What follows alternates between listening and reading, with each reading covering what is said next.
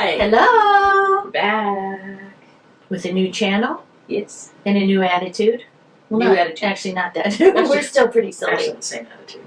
And our new project is called Read to Include. As part of our new channel, Choose to Include. Yes. And we're starting off with a fantastic book to start off with.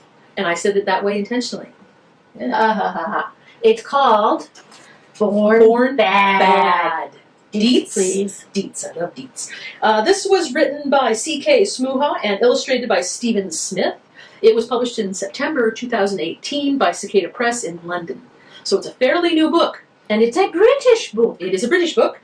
And it has probably an age group of 4 to 8. You might even stretch it to 9 or 10. So 2nd or 3rd grade upwards. But it's a wonderful picture book. I'm going to show you a couple pages. Beautiful, clean art, very colorful, and it's all about our poor friend. Our poor friend Wolf. Wolf. I just want to read that very first description of how he feels, and then I won't do any more. All right. Wolf wasn't happy being Wolf. When he looked in the mirror, he looked bad, and when he looked bad, he felt bad, and when he felt bad, he acted bad. That is a very true statement for a lot of us. If we aren't feeling like we like who we are and who we see in the mirror, everything else is going to be a problem to deal with. You just can't give what you don't have. So you can't accept and include others if you don't accept and want to be included yourself. Our hypothesis is that because of survival instincts, we all start out afraid of anything that's different or unknown, because it could be a lion and it could eat us. So our theory is, if we start young, we start our children off young, we don't get rid of fear because we can't, but how do we transform fear into curiosity, and curiosity into acceptance, and acceptance into an inclusion? So how does this book have to do with our continuum? In this book, Wolf is feeling bad. He doesn't like who he sees in the mirror. He doesn't like who he is. And he's having a really hard time making friends and just living in the world, feeling this way about himself. So he starts sharing how he feels with a number of other animals. Now, the first animals he meets, they're not very receptive. They are mostly fear-filled. But then he meets one animal, a salamander, who really begins to be curious about him and is very open-minded and actually helps him meet some other creatures who were in the same boat he was. And they started healing themselves and accepting themselves because they found a safe place, a safe space, and it's mentioned specifically in the story, a safe space where they can be vulnerable, and they can tell their truth, and they can get support. And they can see that people aren't afraid of the real them. Mm-hmm. By the end of the book, we'll let you discover what Wolf decides to do. But he does become comfortable in his own skin, so to speak. And Christina has a bunch of cool ideas of activities that she's already done that have been very successful in her classes. Now, my teaching mostly focused on elementary, although I've taught all grades up to college. Speaking towards older students, this would be a great kickoff for older students, junior high, upper elementary, senior high, college, for a writing activity, a multimedia activity focused on the student and their level of acceptance, issues of acceptance. And this can encompass a lot for an older student, because there is also an older sensibility to this book and a lot of tongue-in-cheek little jokes and things that older audiences would also appreciate. For the younger students, as I said, this book kind of goes up through like a 2nd or 3rd grade level. I'm always mindful when I suggest activities for teachers. I'm always mindful of teachers' budgets.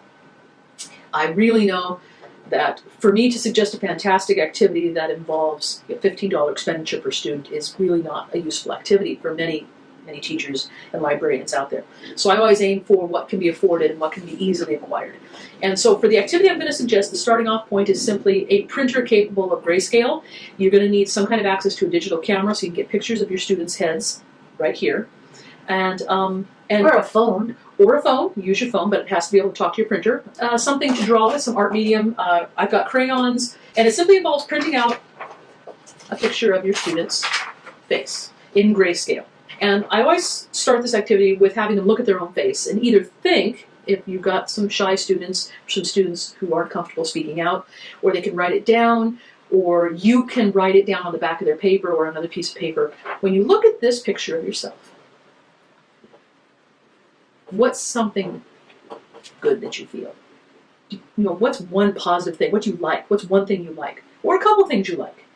And you can think it, you can write it down, like I said, and kind of set a little bit of a positive tone. Be ready for the students who might not see anything positive in their picture, because that's information for you as a teacher.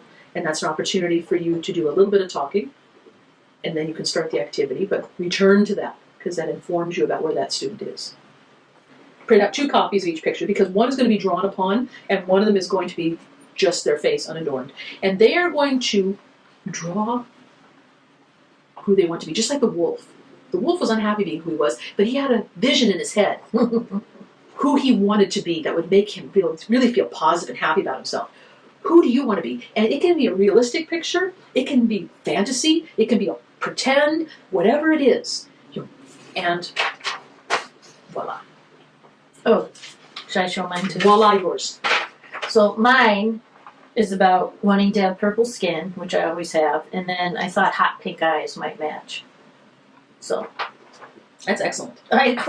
I just love purple. She really does love purple. I do love purple. Now for me, I just really love bright colors. I would love it if I could wake up every day and just embellish myself with some kind of, you know, not necessarily in paint, but just make it so my face, I can just put all designs on it, and at the end of the day I can take them off and put new designs on the next day.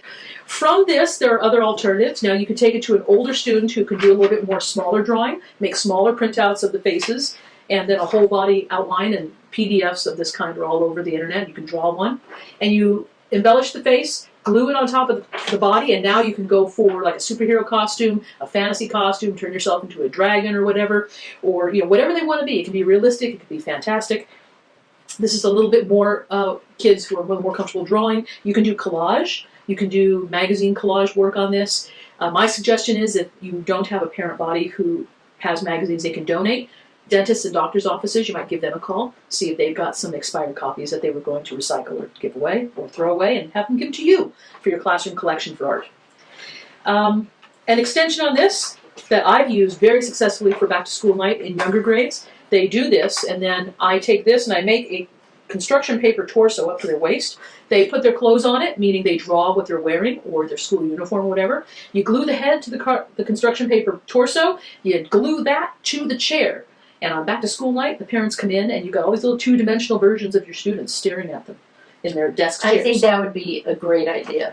It's about a 3-day project, because I know you don't really have, you know, like a 2-hour block to finish one big project like this. So I would say reserve a half hour to 40 minutes. 40 minutes because you have to prep it and clean up after it. For about 2 or 3 days in a row. And then you should be able to have this done for your back to school night. And on that note, we would love feedback. So we hope if you try any of our activities, and or if you get the book and do your own activities, that you will leave comments on our YouTube channel. You're not only, you know, learning from us, but in the comments, you're helping each other. So it's not just our eyes that are seeing your suggestions, it's other teachers and librarians and educators and creators' eyes getting your suggestions and running with them, and we don't even have to be involved, because that's the nature of inclusion. Everybody has power to make a change. Right. And you're helping us learn too, because we need all the help we Need can get. the help. So we want to thank you. We love this book. We hope you love this book. And we're looking forward to your comments and suggestions. We're looking forward to learning from you and with you. Are you ready? Yeah, until next time, Choose to include. Bye. bye!